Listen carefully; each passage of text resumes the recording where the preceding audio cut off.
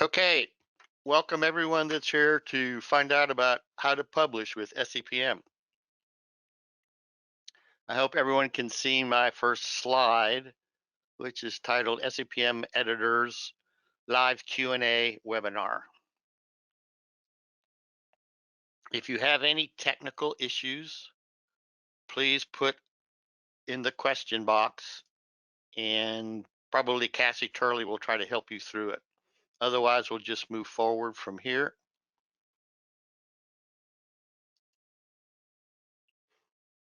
So first of all, a little bit about SEPM.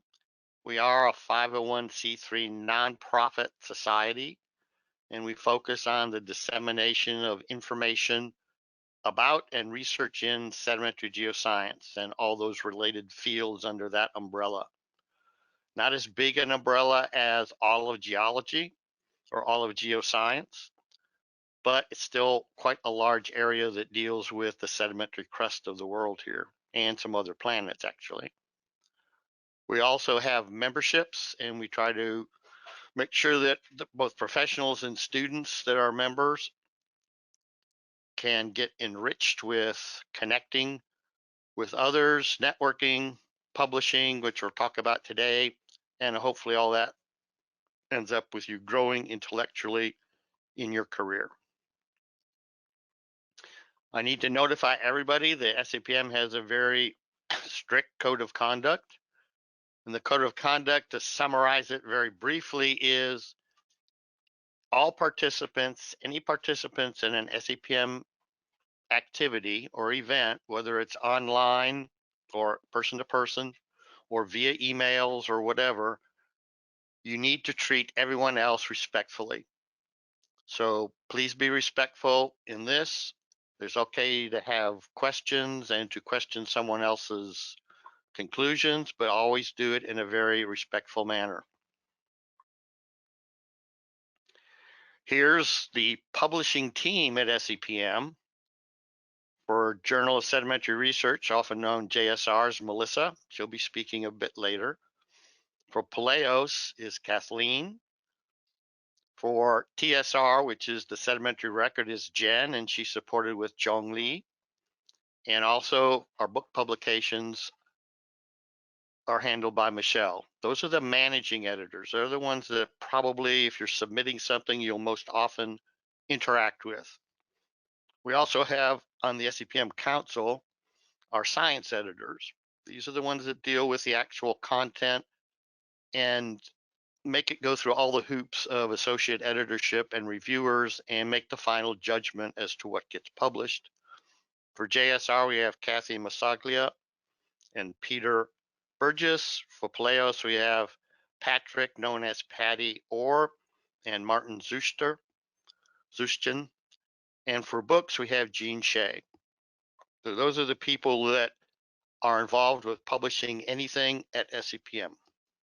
So before we start with kind of the presentations here, we're going to have a short poll that will pop up. So please respond to the poll as quickly as you can, and then we can move on. Organizers may or may not see the poll, and you may or may not see the ending results. So we will have them for you afterwards. And there's 3 polls, so we're going to do one first, and then we'll move on to the next one. Okay, here's the results of that one. Okay, we're going to launch the next one.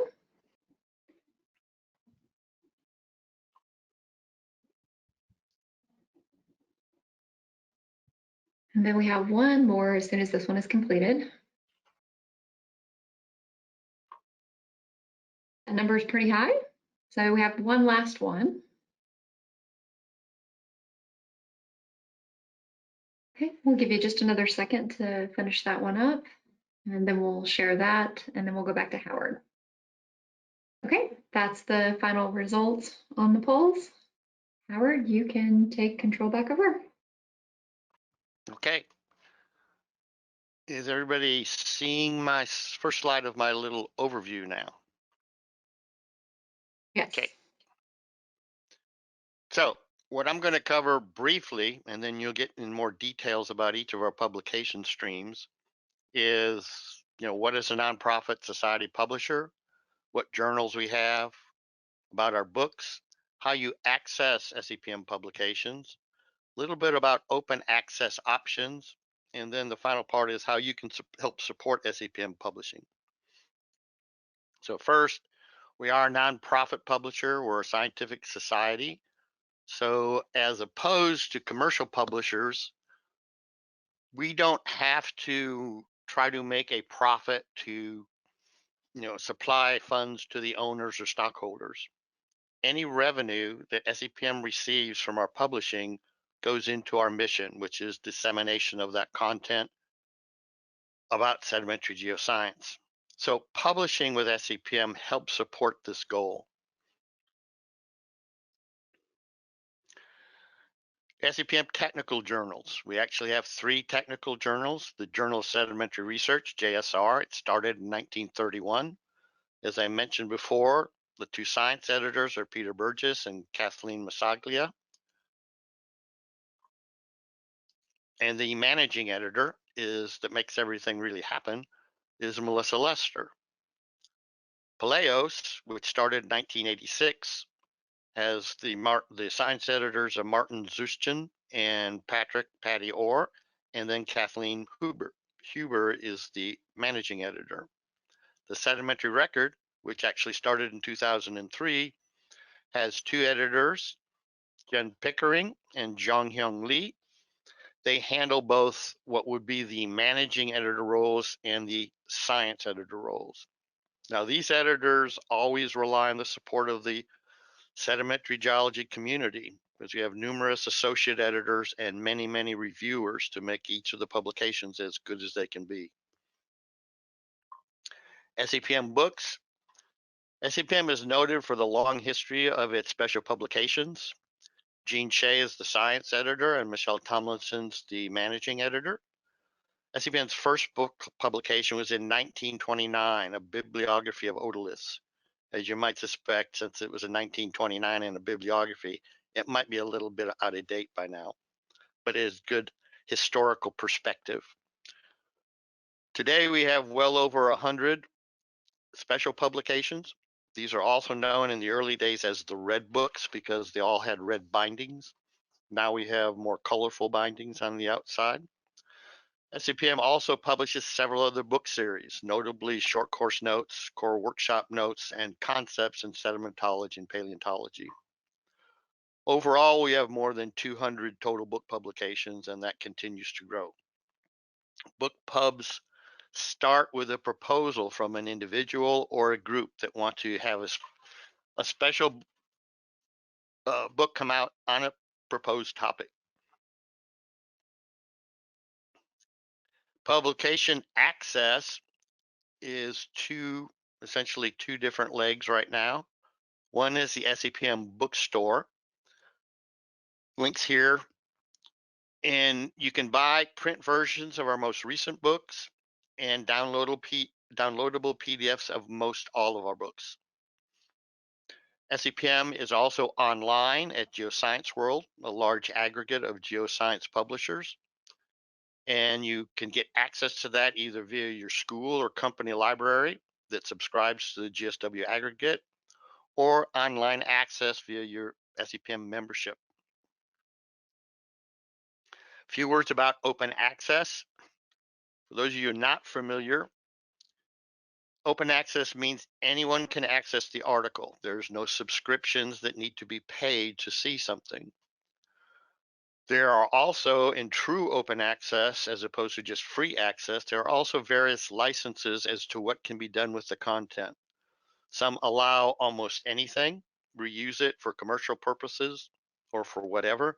Others limit what you can do with the content. Almost all content in open access has to be referenced appropriately if it's reused. However, from the financial side, the actual costs of publishing still need to be paid. So different business models exist for open access publishing. authors or institutions or companies pay the costs kind of one way or another, either via subscriptions for the non-open access, open access fees, sponsorships, etc. Very basically, in subscription models, the readers pay the cost of publication. In open access models, the authors pay to be published. There are different types of open access publications. This applies mostly to journals. Hybrid publications are ones where some articles are open access and some are behind a subscription wall. Authors or someone has to pay the fee to make the article open access. This is often called gold open access. Authors behind the paywall usually pay no fee to publish, but people that want to read it have to pay for a subscription. There's also an intermediate option here called green open access. This is where authors are allowed to post their accepted manuscript online. That's not the final formatted version, but it's the accepted manuscript. And some green open access publications have time limits called embargoes before you're allowed to post it. SEPM does not have an embargo, so you can publish your green open access manuscript as soon as your full manuscript is actually published. Full gold open access journals are where all the articles in that journal are open access. So each one has had its fee paid. Diamond open access is where all the articles are open access, but there are no fees to the authors. Obviously, this is a very good deal for authors. The publication is somehow funded from other sources. Open access at SEPM, JSR, PALAIOS, and our books are all hybrids. So if you pay a gold open access fee, your particular article will be open access to the public. All of them are also green open access, which is free. There's no fee involved, so you can post your accepted manuscript at different wherever you want to, actually. Diamond open access, the Sedimentary Record is a diamond open access as of now. So there are no fees for authors to pay. Full open access, there's a journal called Lithosphere, which is technically published by Geoscience World, but it's published in partnership with several societies. It has very broad geoscience topics. You do have to pay gold open access fees. And here's a link. Oh, by the way, these slides will be posted later for everyone. So these links will be active. So you might be wondering, what are my options as an author? So if you want to pay the gold open access fee, your article will be free to anyone to access in either a full OA journal or a hybrid journal. Some universities, institutions, and companies have funds to help support these fees, as opposed to you having to pay it out of your own pocket or your research funds. Some research funders actually require the results of the research they have funded to be published in open access. And some journals have discounts for financially needy authors. If you're an author and you want to pay no fees or don't have the funds to pay fees, you can publish in a diamond open access journal. You can publish in a subscription journal. And of course, you can always post your article's accepted manuscript yourself in green open access. How can you support SEPM publications? Well, obviously, the first line is submit your best work to one of our publications. You can also support by volunteering to be a reviewer. So you can pay back for those that have reviewed your manuscripts and tried to make them as best as they could be. You could submit a book proposal. You can also, of course, buy books that you might want. SEPM members get a 40% discount at all the books in our bookstore. Okay, next we're going to have short discussions by each of the editors, the managing editors of each publication. We'll start off with Melissa for JSR, then Kathleen, then Jenn, then Michele, and then we'll have the live open access or live Q&A where you can put your questions in.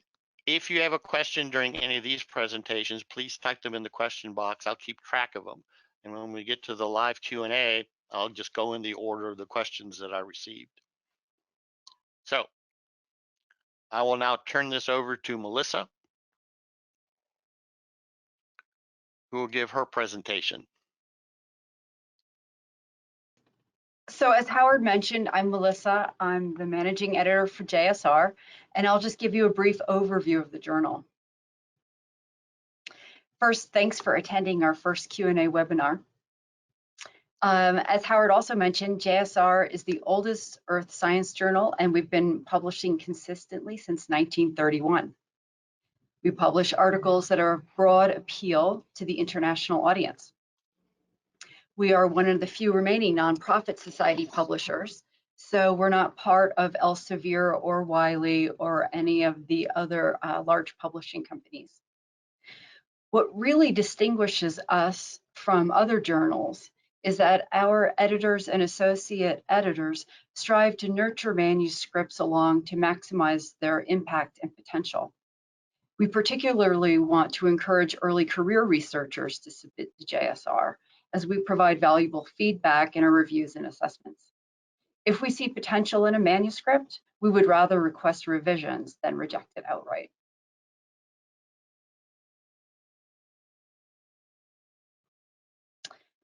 We have 6 different types of articles, and I've listed some of the less common I've listed some examples of the less common article types.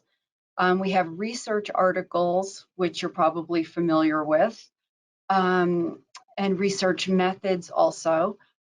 So that's a place to describe new techniques or devices. And current ripples are short, high impact, provocative papers. Perspective papers are sort of review papers with an explanatory review of broad topics. And our newest edition are turbulence articles. And these are short, contentious articles that we hope encourage debate, and discussion and reply articles also.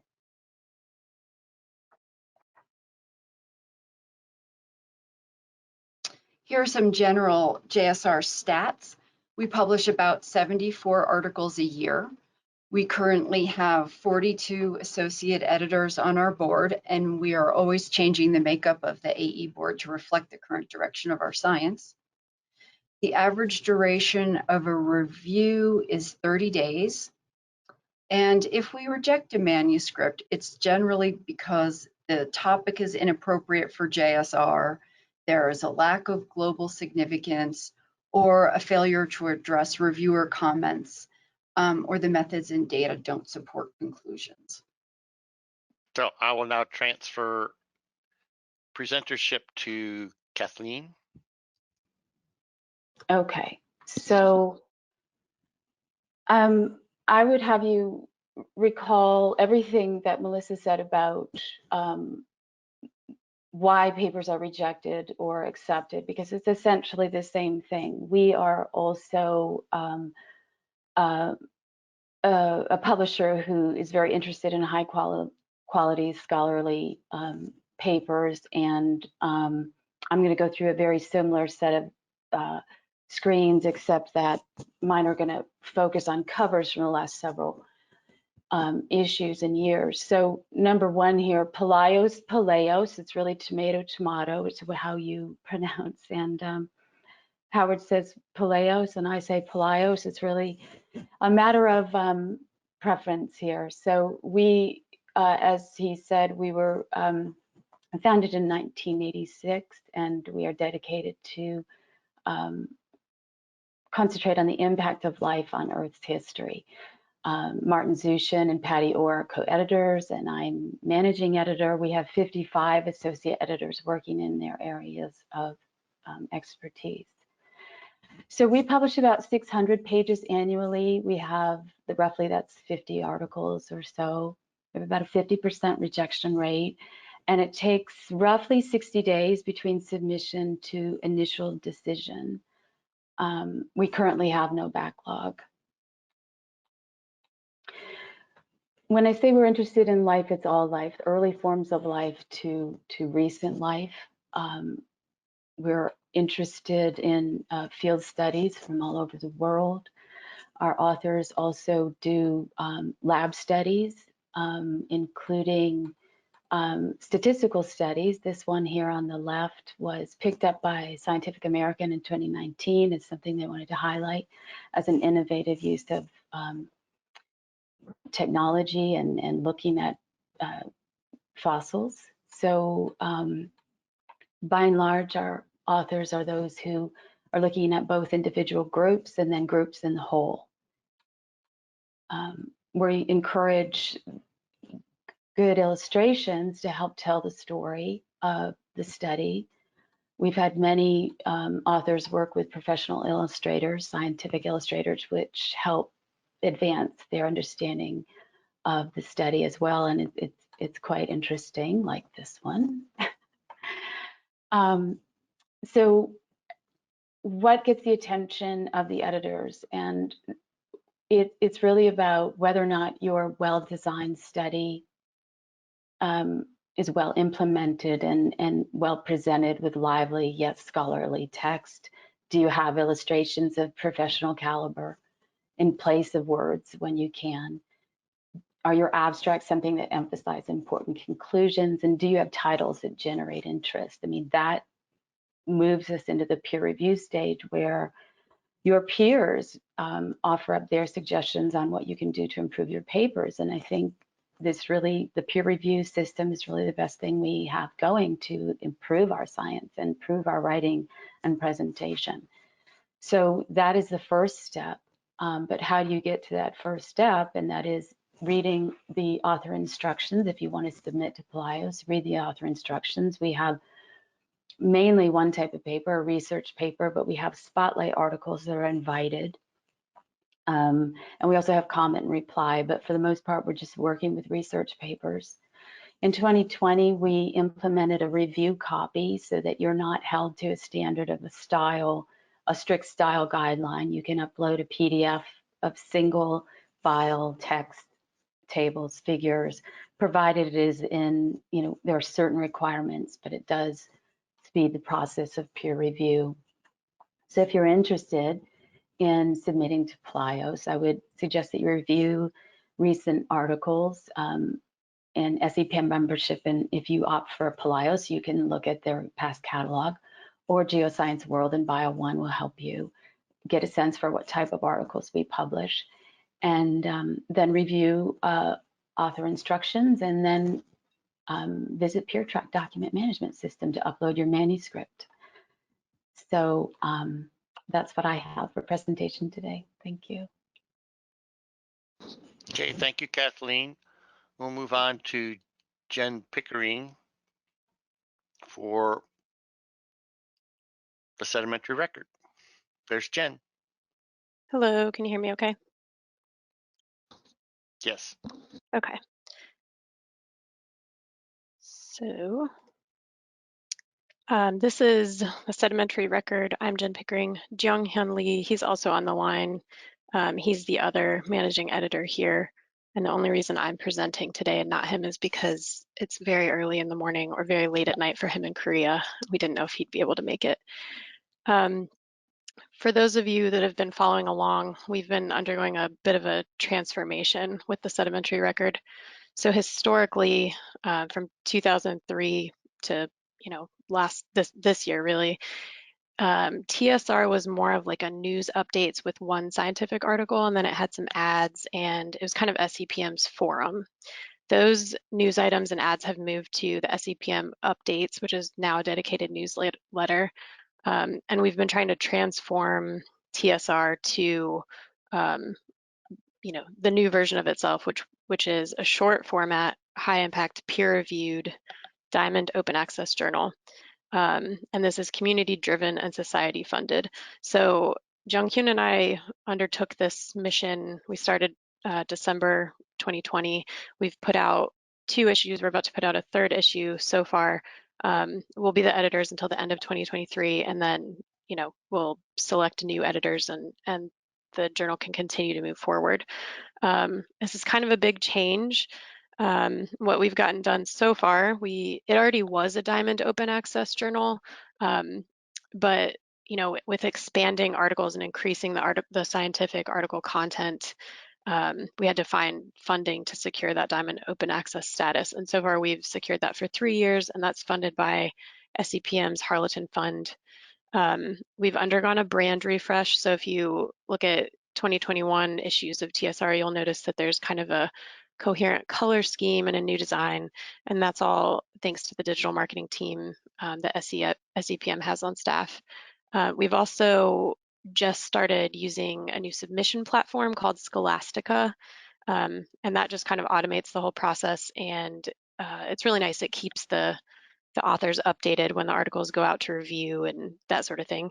And then we also came up with a new article layout and a typesetting process. So we use LaTeX to typeset the articles, and it's more streamlined than previously, where we had kind of a designer laying it out, and we've saved some money there as well. So right now we're publishing 1 editorial and then 2 to 3 scientific articles per quarterly issue. That's up from 1 scientific article in the past. We've just kind of started moving toward continuous publication, and we hope that these numbers continue to increase. But right now we're still building awareness that we've undergone this transformation. So the limits to the numbers of our scientific articles is really just because we're not getting that many submissions yet. So the types of manuscripts that we have, the main 2 are research articles and then early research advances. And research articles, we are asking for high quality short format researcher review articles. And we say these are preferably up to about 5,000 words, excluding references and figure captions. But there's a little asterisk there. And the truth is that we are not strictly bound to any word limits because we don't print this. So there's no cost associated with a slightly longer research article. We do just ask that authors use the minimum number of words they need to thoroughly report their scientific work. And we are not a long format journal. So, if you're looking at 10,000 words, you'll need to submit elsewhere, but something in the 6,000 range is okay. And same thing goes for figures. We're looking for about 5 full color figures and tables, and there's no charge for any of this. And again, it's printed. It's only online. It's not printed. Alternatively, we have these new early research advances, which we've just launched, and we've only published 1 of them so far, actually. And this is work that's in the early stages. It's used to share preliminary results or to broadly reach out to the community. So if you kind of have an update that warrants communication to the scientific community, but doesn't really amount to a full research article, we ask that you use the early research advances format. We encourage students to submit to these as well if they're looking for feedback from the community. And these are peer reviewed as well, but we, in the invitation to peer review, we convey that it's a different type of article, and it's going to be shorter and may not be as high impact. And at the top, you can see the link there. That's the link to our Scholastica submission platform. And the author guidelines are found there, and it's pretty easy. You just set up a profile and you can submit there, and then all of the communication goes on that platform as well. So if you'd like to find our articles or connect with us, we have DOI linked articles, which are free to both read and download. Those are at sepm.org, and then you just go under Journals tab to the Sedimentary Record. There's the link for our Scholastica submission platform. Author guidelines are there as well. We have a Twitter account. It's at the Sed Record. And then we also have updates that come out in the SEPM newsletter, which you can subscribe to get in your email. And there are the email addresses of myself and Jung Hyun. Feel free to email us if you have any further questions. Thank you, Jen. And now we'll go to our final short presentation with Michele Tomlinson to talk about books. Okay. I'm Michele Tomlinson. I'm the managing editor, and our special publications editor is Jean Shea. The book series, which Howard has already talked about, are special publications, also known as the Red Books. And we also publish Concepts in Sedimentology and Paleontology, short course notes, core workshop notes, and field trip guidebooks. Our special publications are what we're mainly known for. They're very focused.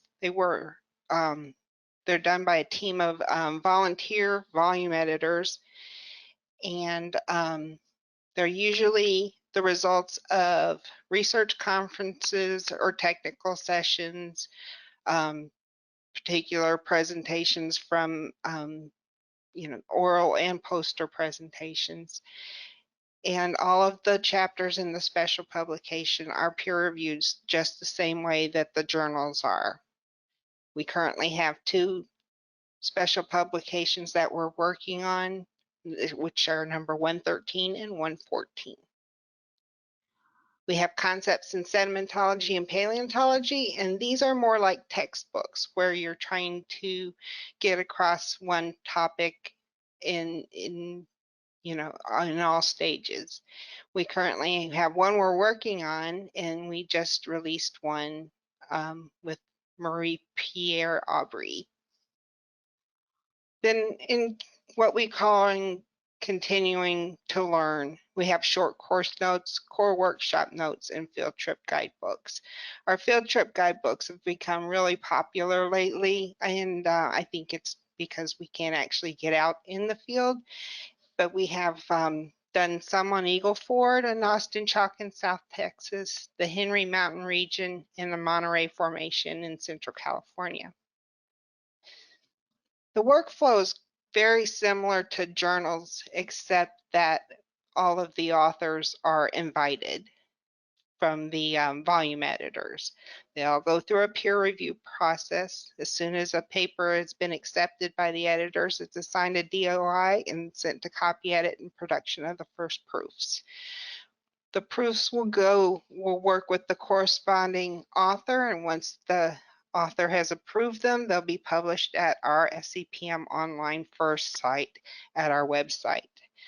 Once all the papers for volume have been approved, the volume will be made available.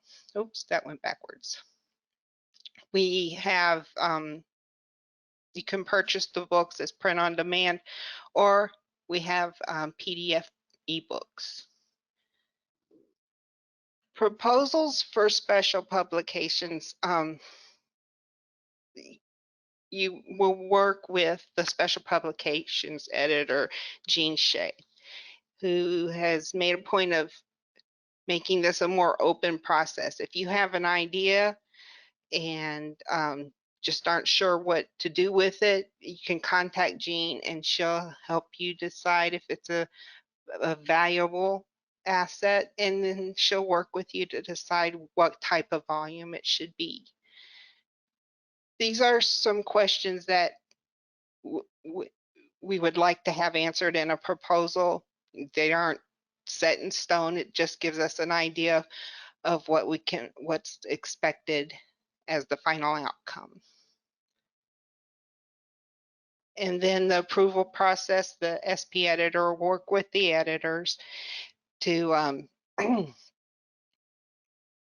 get everything set up, and then everything goes through peer check just like our journals do. And that is it. Now we'll go to the question and answer period. And if all of the editors will unmute themselves so that they could answer a question when appropriate. If you wish, you can put your webcam up too. That's up to you. But the first question we have, which is really going to go to PALAIOS, is, this is a general question, I'm sorry. The first question is, what's the threshold for similarity index in this journal? And I'm assuming that would probably apply to all of our journals. And I'll give you the general answer, but any of the editors can come in and help with that answer. We do not currently use any automated process to search for similarity between what a submission is and what may already be published. However, we do rely on both the associate editors and the reviewers that are familiar with that particular topic. They generally will know if something has been already published or partly published. I guess the general term is often used as shingling, trying to get multiple publications out of the same topic in different places. There is a thing we have to be very careful of. If something is already published or part of it's already published somewhere else, there are usually copyright issues involved. So if you have a specific question about your manuscript when you're submitting it, if it's already been published somewhere else or part of it has, that would be a question to ask the current managing editors, and they can bump that up to the science editors if need be. Okay, the second question is specifically for PALAIOS, wanting to know if you would be interested in a submission on the biostratonomy of invasive mussels in the Great Lakes. Well, I will say what I know without speaking to the science editors, which is if it is a well-designed study and well implemented and well written, and it has broader implications, a full-on yes. We would be interested in anything that has to do with life that has impacted the planet, but it has to be a well-designed study. So I think Patty was going to be on here. Is Patty on? That maybe he can answer as well.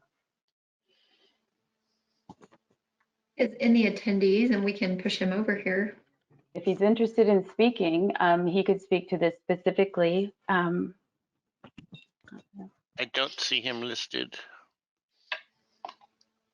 Hi, Patty. Can you hear me now? I've unmuted you. Yep. Yes. Brilliant. How are you all, folks? Kathleen's absolutely right. If it's a well-designed study, if it has impact, if it informs about modern systems and their relationship potentially to ongoing environmental change or is change in the past, absolutely, we'd love to see it. Yep. Okay. Move on to the next question, which may have been answered in general already by Melissa, but what type of publications are JSR editors soliciting? And Peter Burgess is Kathy also. or can we? Kathy and Peter are both attending, and they might be good at answering this. Can we unmute them? Yes, I have Kathleen and I will get Peter as well. Okay, Yep. they're both free. Can you hear me? Yes. Yes. Oh, great. Well, as those of you in the audience know, sedimentology is a very broad field of geosciences. And so we're open to any field of sedimentary geology, from the smallest of particles to the largest of particles, and from all types of particles and processes involved in creating stratigraphic successions. So and we're even opening up into planetary science as well. So it's easier if you have a paper that you don't know whether it would fit, please feel free to submit it. Submit the idea, write Melissa, and say what the title is, maybe the abstract, and we can start a conversation. And if we can't, if we decide that it's not fit, isn't a good fit for JSR, we can perhaps suggest an alternative for you as well. So I guess that's about as broad as I could be, but I hope that answers the question.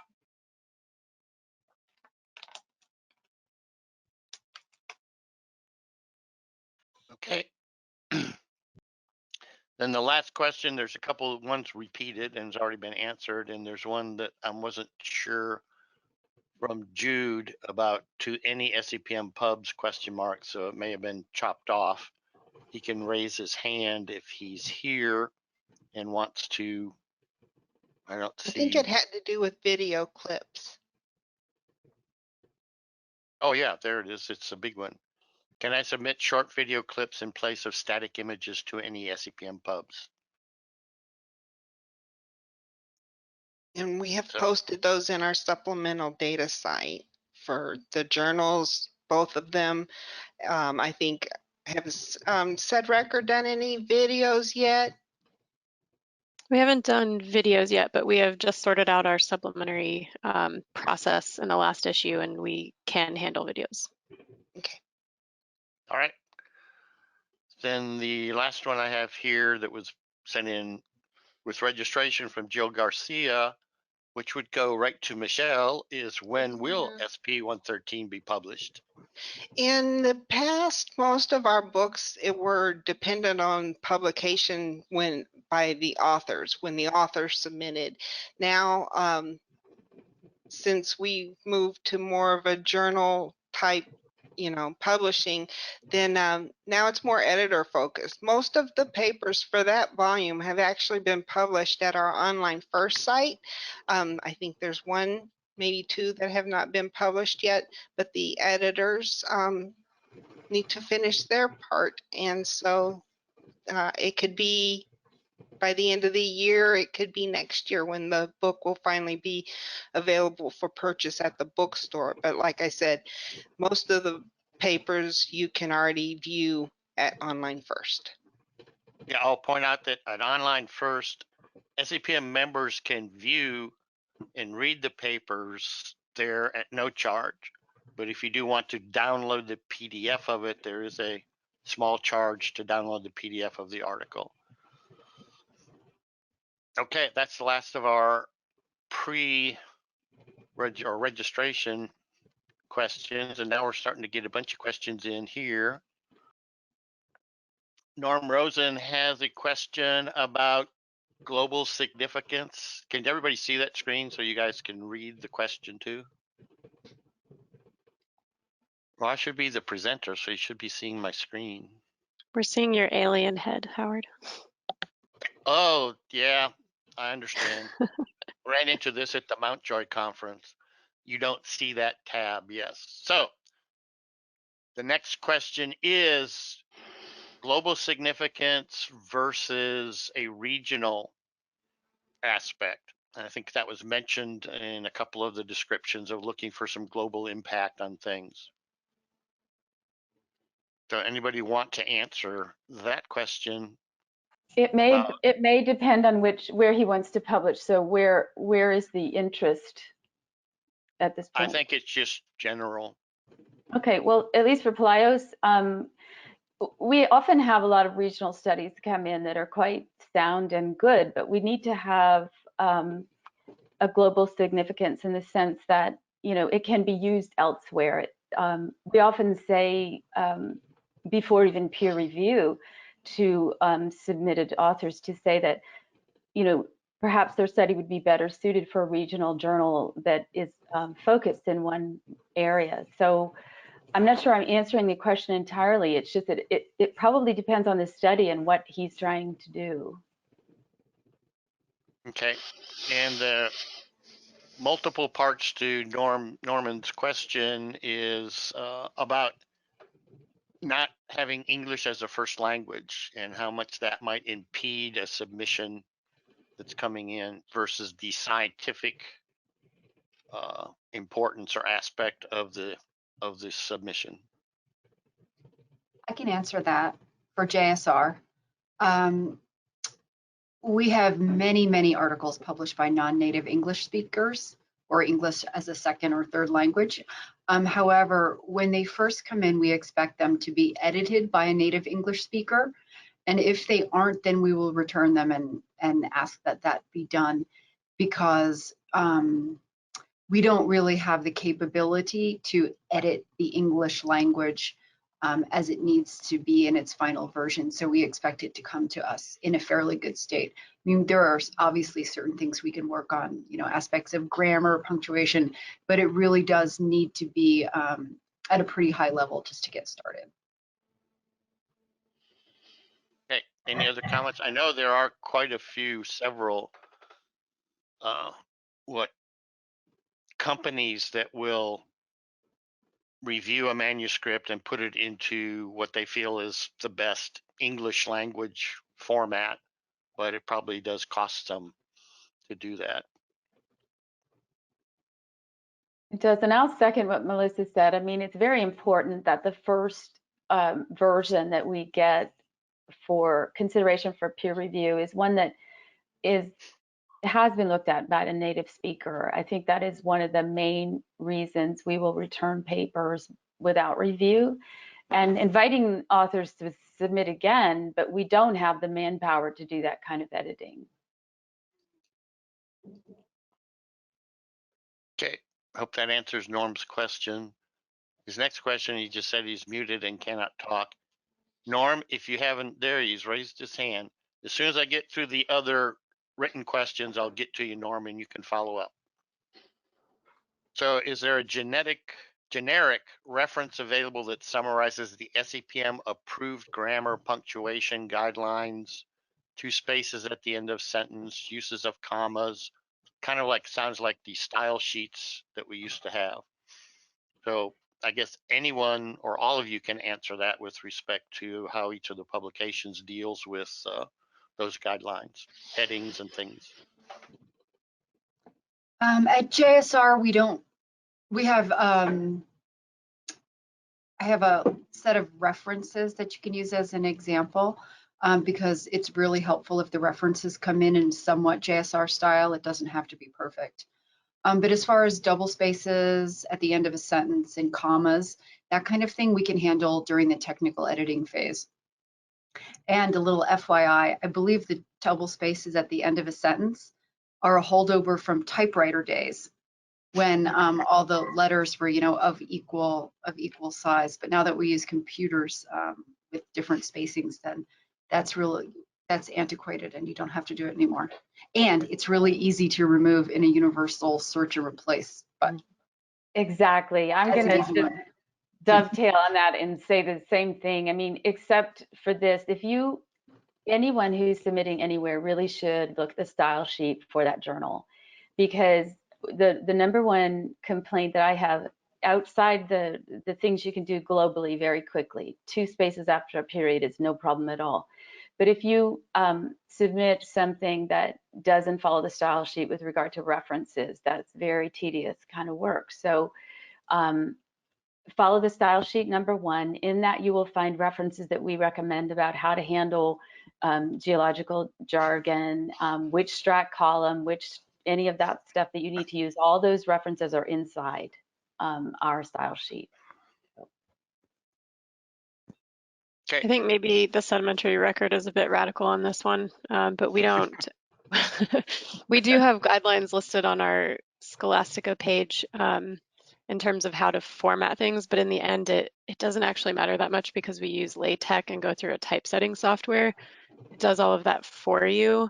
And I think in terms of the style, we've just had one conversation on active versus passive voice, and I think because we're no longer in print and every article is sort of a standalone piece of work, I at least personally don't really see a need for things to be super streamlined and everything to have the same sort of style.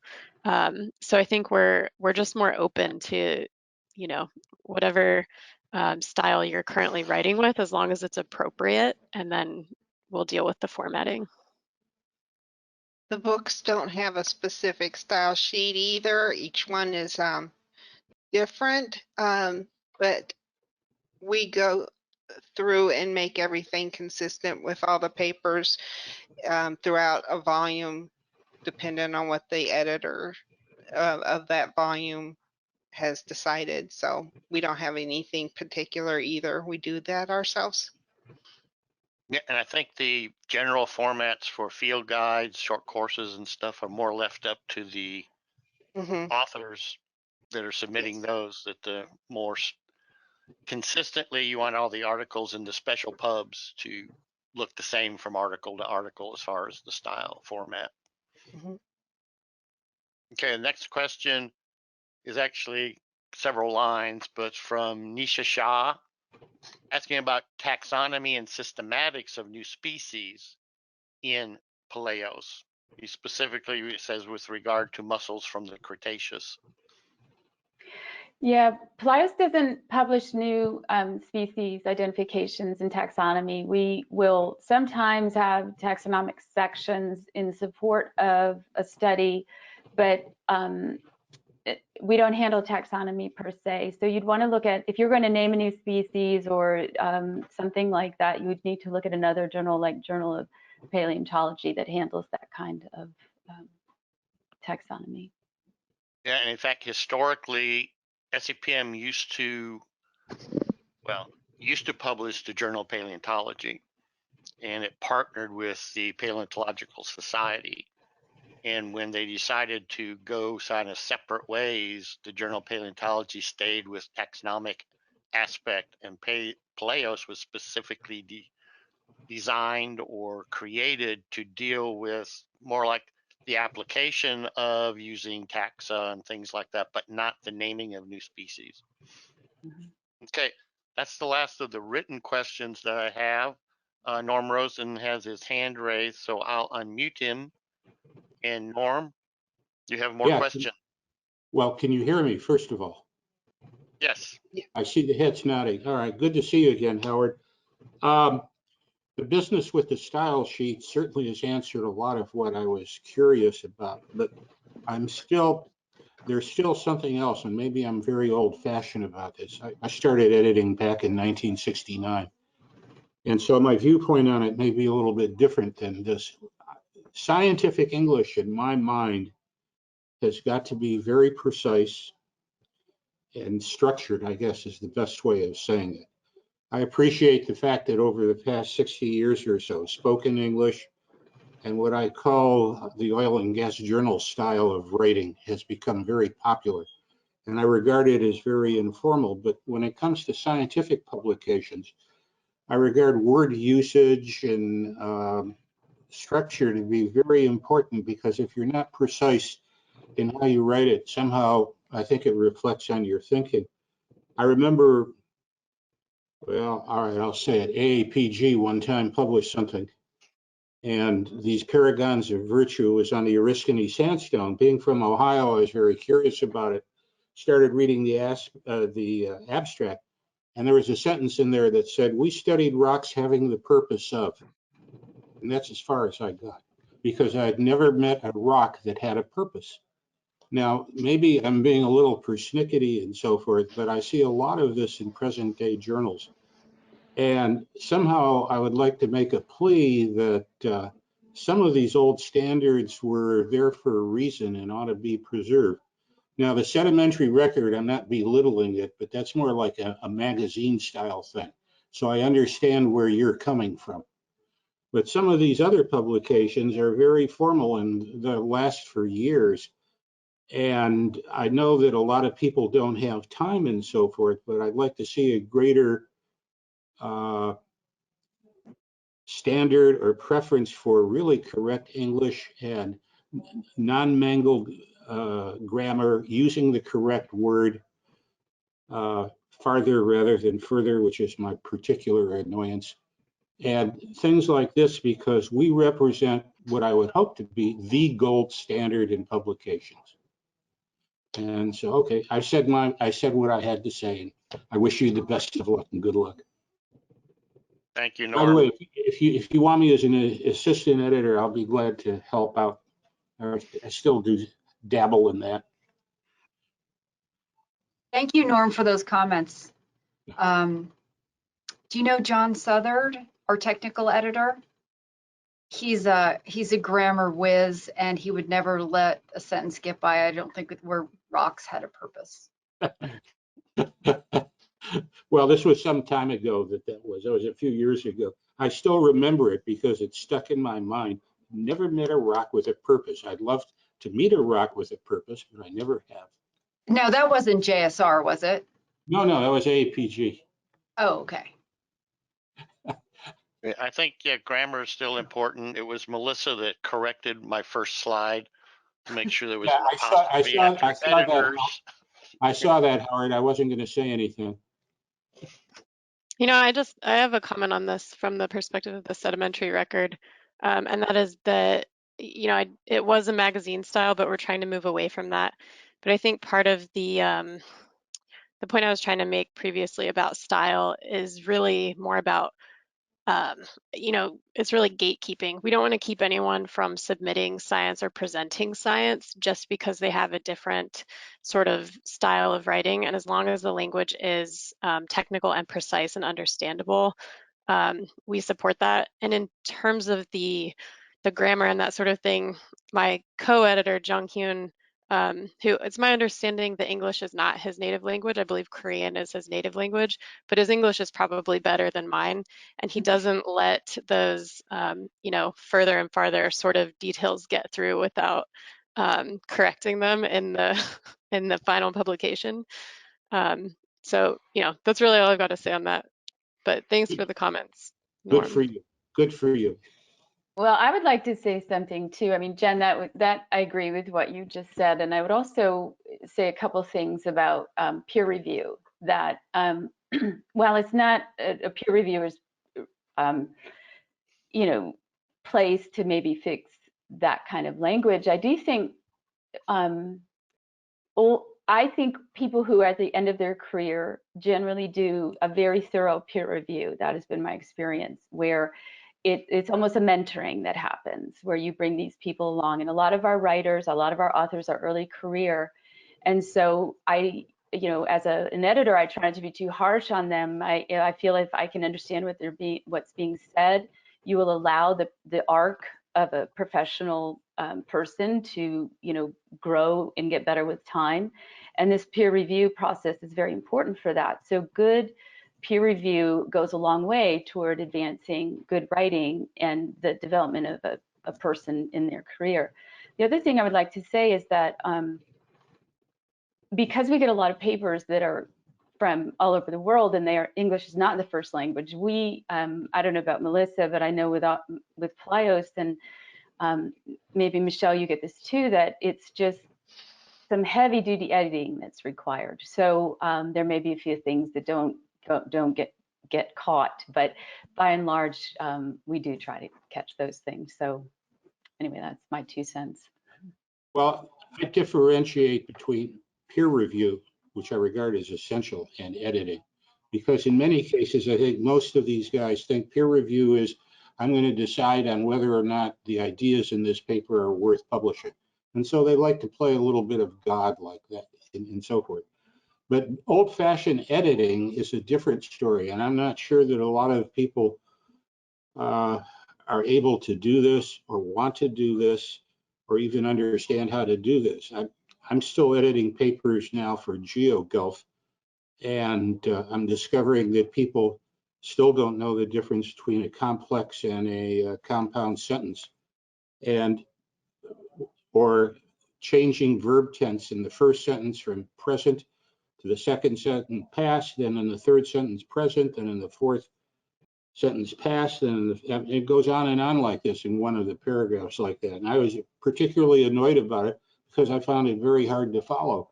So I don't know whether a lot of people pay attention to this or not, but I think it's important to represent some kind of standard on that. But again, I admit I'm a little old-fashioned on that. Well, I see a tail wagging, agreeing with me. Yeah, sorry, she was getting ready to bark. that's okay.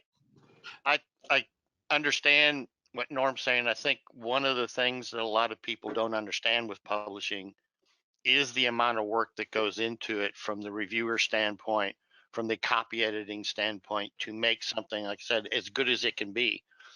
Easily, sometimes you can read through, oh, this is good science, and the data supports it.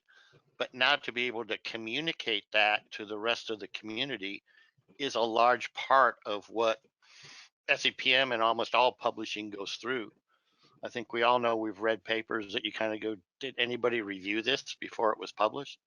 Right. And that's not the case. I just want to make sure that's not the case with SEPM. These managing editors here, the associate editors, the science editors, and the reviewers all take this on. Plus, there's a copy editing aspect that does lots of details, like, is every figure and its reference actually, is that reference in the back of the paper? There's some, Yeah. and it's fairly routine stuff, but if it's not done, somebody that reads it gets like confused and say, well, I can't follow up on this because it's not there.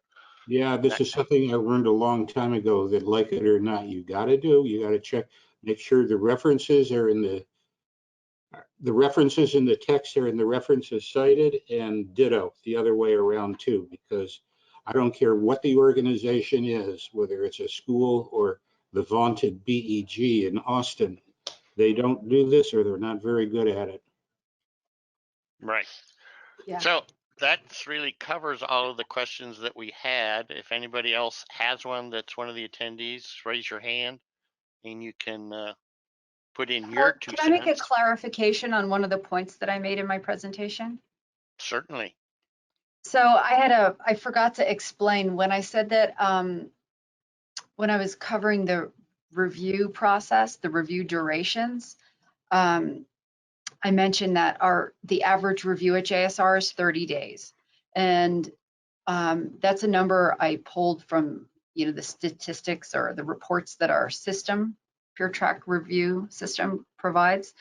But it's a funny number, and what that means is that's the average duration of one person's review. It's not the entire review process from submittal to decision, which is, it depends on, not just one reviewer, usually 2 reviewers, sometimes 3 reviewers, and then the associate editor's assessment, and then the editor's assessment. So I didn't want to be misleading and say that the whole review process takes 30 days. Yeah, and again, my little request that anybody that's attending this, or if they watch the video of it later when we post it on YouTube, that wants to volunteer to be a reviewer, to contact these managing Yes. editors. Yes, that would And be extremely helpful. I said that it was somebody made the speech at one meeting I was at saying, it's kind of like the pay it forward and pay it back, because if you submit a paper, associate editors, reviewers, copy editors, all those made your paper as good as it could be. So, kind of like you have an obligation to do the same thing for others. If any attendees would like to be reviewers and haven't been for JSR, be really helpful. We're having a really difficult time right now finding reviewers. I don't know if it's the time of year because some schools are starting up or some people are on vacation or finishing up field work, but it's very hard to find 2 reviewers to take on manuscripts right now. If you could go to the list of associate editors, maybe find somebody whose name you're familiar with in your field and offer your services as a reviewer, that would be fantastic. Okay. From the audience, any more questions? You can raise your hand. And if nobody raises their hand, then we can call it an afternoon, at least an afternoon here. And appreciate everybody that showed up. Really appreciate all of our editors that have spent some time putting together their overviews of their publications and have sit there and answered all the questions that have come up. So with that, I guess since I see no more hands and people are starting to disappear from the attendee list, thank you all again. And like I said, we will advertise when this is posted on YouTube. So if you didn't attend, more people can get the gist of what we were talking about and maybe get that request for more reviewers. Thank you very much. Howard, Nisha just put in a question just as you were signing off there. One more question showed up. Oh, what is the qualification required for a reviewer? This is from Nishi Shah. That's a good question. So, I don't quite know how to answer that. Maybe Kathy can answer that if she's still here. I'm here. yeah, I can answer. Peter's here. Peter. So I think just some experience, having submitted, a few papers really is probably enough to make you qualified to then contribute to the review process. I think that's probably the essence of it. Just some experience, basically. And of course, familiarity with specific topics. Well, yes. I mean, if you are an expert in nuclear physics, you probably couldn't review for JSR. But if you're a sedimentologist, then we will send articles to you according to your particular expertise as well, of course, within the field of sedimentology. And we welcome student reviewers as well. You don't have to, have graduated already to review.